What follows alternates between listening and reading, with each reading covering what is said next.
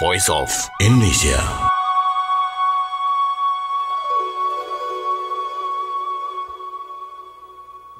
Voice of Indonesia dari Indonesia untuk Dunia, pendengar berjumpa kembali dalam Halo Diaspora. Dan untuk edisi kali ini Halo Diaspora akan berbincang-bincang bersama dengan Bapak Enjang Irfan selaku Laboratory Supervisor di Brunei Fertilizer Industries. Dan kita sudah bersama dengan Bapak Enjang dan langsung saja kita sapa. Kita mau ngobrol-ngobrol terkait dengan WNI di Brunei dan juga jejak kontribusinya. Mau tahu dong ya seperti apa sih keseharian WNI Brunei yang ada di sana. Saya mau sapa dulu Pak Enjang, apa kabar? Selamat siang, Alhamdulillah. Alhamdulillah kabar baik, Mbak Baska. Alhamdulillah sehat-sehat Pak. Alhamdulillah. Gimana kalau di Brunei Pak? Apakah hujan seperti di Jakarta ini belakangan setiap hari hujan melulu nih Pak? Kalau di Brunei gimana Pak? Secara umum kalau iklim hampir sama persis dengan di Indonesia ya. Di sini sama juga musimnya, lagi musim hujan ya. Oh, Udah, kemarin ada sempat panas, tapi sekarang udah sama kayak di Indonesia juga, udah mulai hujan ya. Oke, Hampir Pak. mirip lah Hampir kalau mirip ya. climate sama di Indonesia. Oh, karena memang kan Indonesia dan Brunei itu kan memiliki banyak kesamaan-kesamaan mulai dari budayanya, kemudian juga ada kesamaan bahasanya, juga mirip-mirip seperti itu. Kalau makanan juga mungkin ada kemiripan-kemiripan juga ya, Panjang ya. Betul sekali, di Brunei dengan menjamurnya restoran Indonesia di Brunei, semakin mudah kita orang Brunei gitu sama lah makanannya dengan Indonesia, gampang mudah dicari makanan Indonesia, tidak, maksudnya hampir mirip lah makanan kita Hampir sama orang mirip Brunei. ya. Jadi nggak ada tuh kangen-kangen lagi sama makanan Indonesia. Apalagi Panjang sendiri Betul sudah sekali. berapa lama tinggal di Brunei? Saya di sini udah menginjak tahun kedua. Sebelumnya saya tinggal di Qatar ya, ekspat pindahan dari Qatar. Oh, Sini oke. alhamdulillah sekarang udah masuk tahun kedua. Sebelumnya di Qatar apakah juga pernah ke negara lainnya juga? Di Qatar di perusahaan sejenis, kebetulan saya di bidang fertilizer ya, di Qatar 11 tahun. Kemudian di sini ada proyek baru, saya dipindah ke sini di fertilizer, produsen pupuk urea terbesar lah di Brunei, pertama dan terbesar di Brunei. Oh, oke. Jadi dari Qatar ke Brunei itu tuh sebetulnya ada perbedaan yang sangat signifikan nggak sih Pak? Oh betul sekali, kalau dari segi pertama dari segi iklim ya, kalau di Qatar kan kita tahu sendiri negara Middle East ya, panas. Mengenal cuma 2 musim, panas sama dingin saja. Kalau di sini kan persis kayak di Indonesia lah. Ada musim hujan, ada musim panas, seperti itu. Mau pulang juga cepat ya, dekat ya. Ya kebetulan kalau pulang tidak, cuma 2 jam direct flight dari Brunei ke Jakarta. Oke, 2 tahun di Brunei. Apakah kebanyakan untuk masyarakat diaspora yang Bapak kenal ini lebih banyak untuk di di bidang profesional atau PMI atau seperti apa karakteristik diaspora Indonesia yang ada di sana? Secara umum diaspora Indonesia itu di sini ada 2 sektor ya. Pertama di jasa dan perdagangan.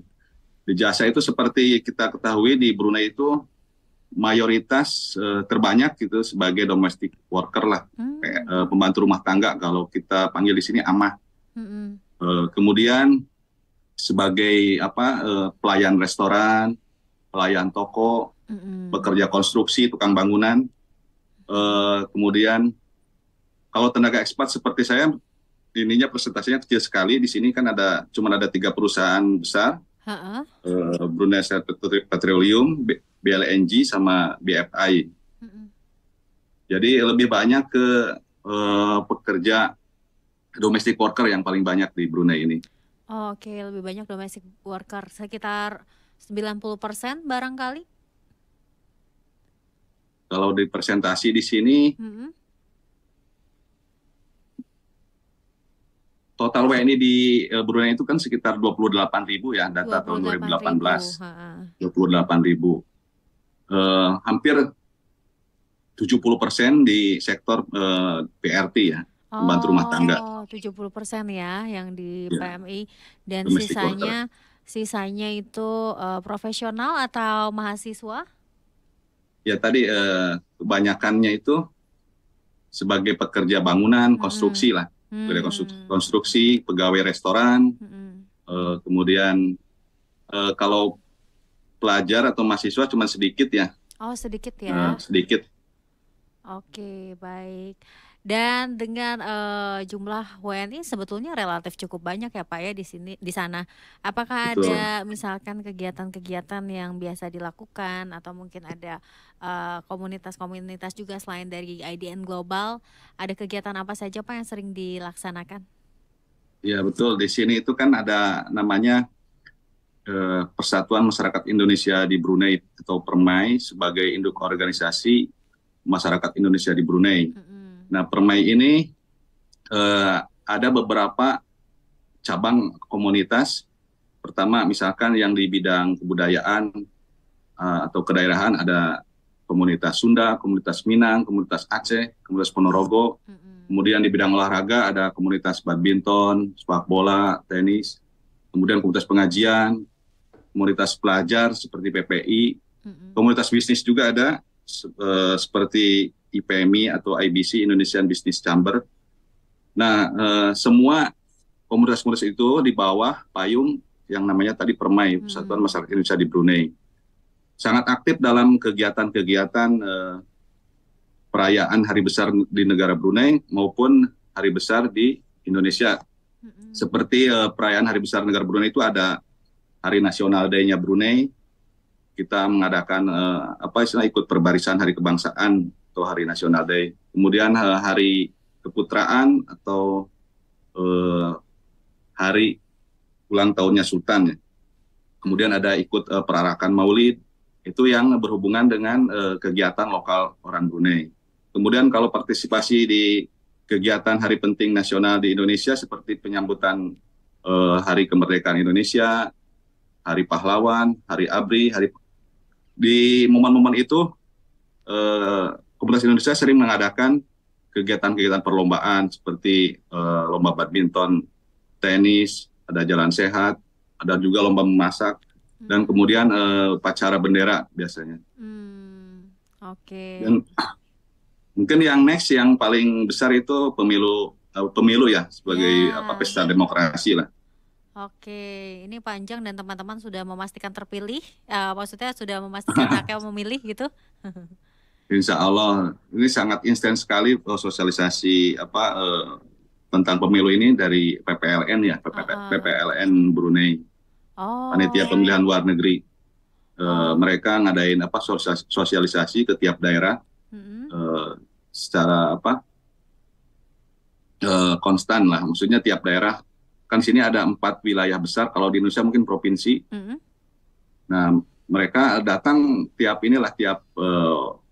sebulan sekali ada kegiatan untuk sosialisasi di tiap daerah ini. Oh, dan sudah memastikan TPS-nya di mana, sudah tahu?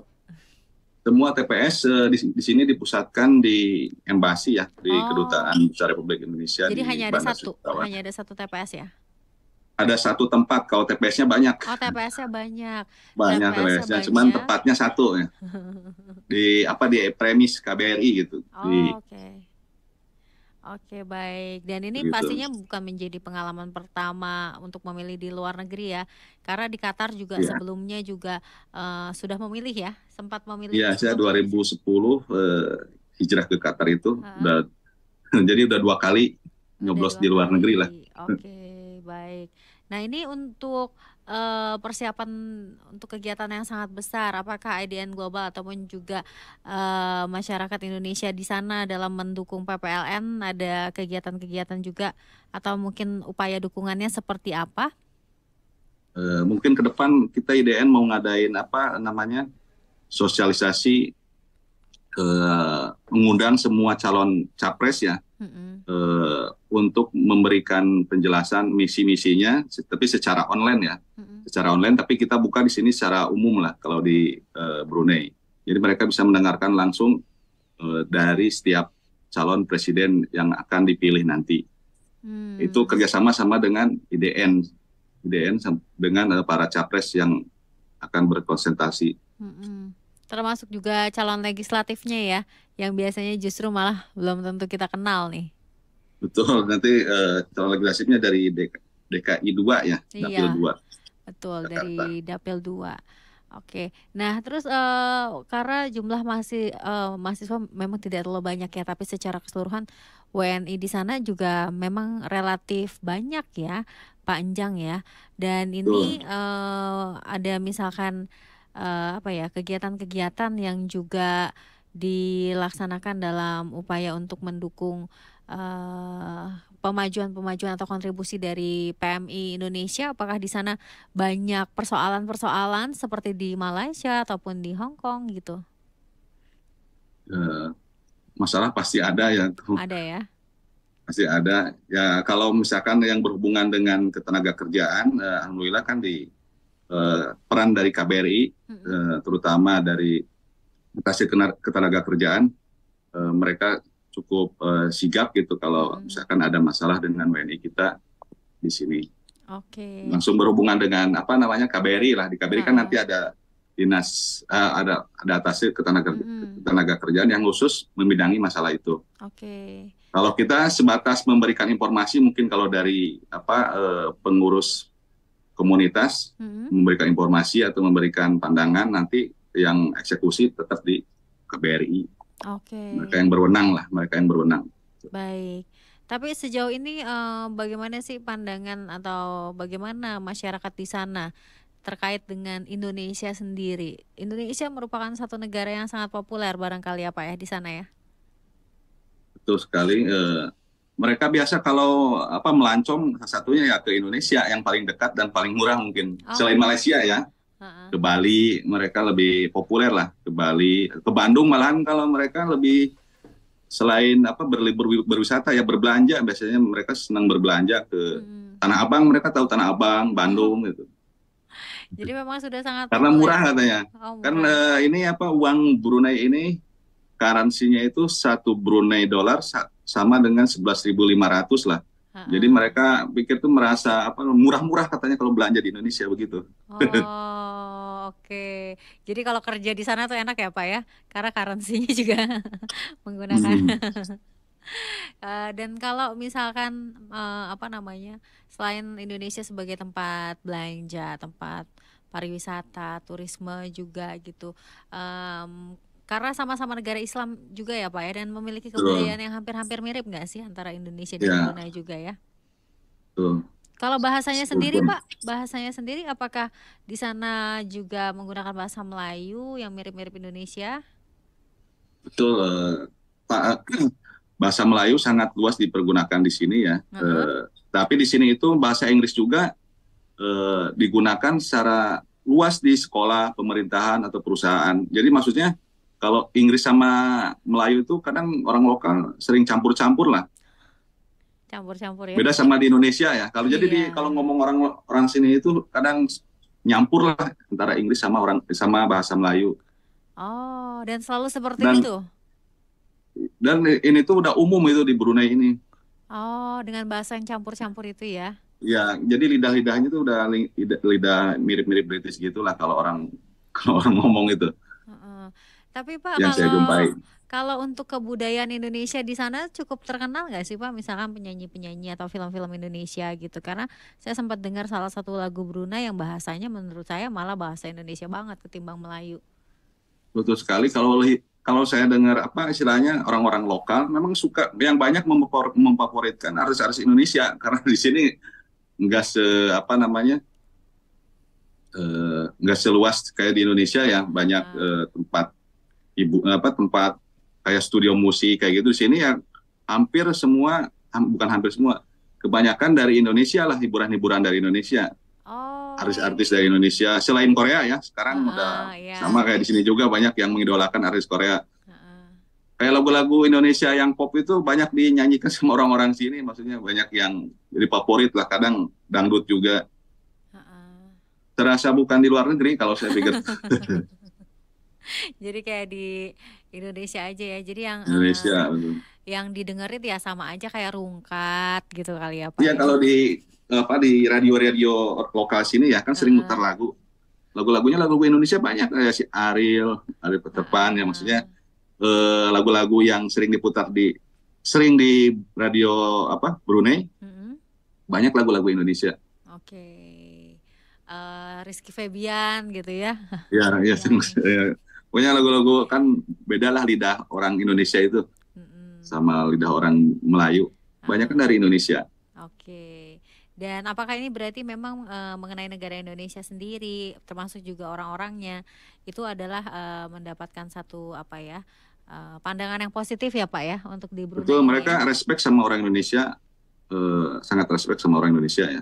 Mm-mm. Walaupun misalkan pekerja rendahan lah kalau Mm-mm. boleh dibilang kayak mereka lebih respect dibanding waktu saya di sana mungkin sebelumnya di sini lebih respect karena serumpun juga Ah, bahasanya hampir sama jadi tidak ada kesulitan lah kalau dalam mm-mm. segi komunikasi dari budaya hampir mirip-mirip dengan kita.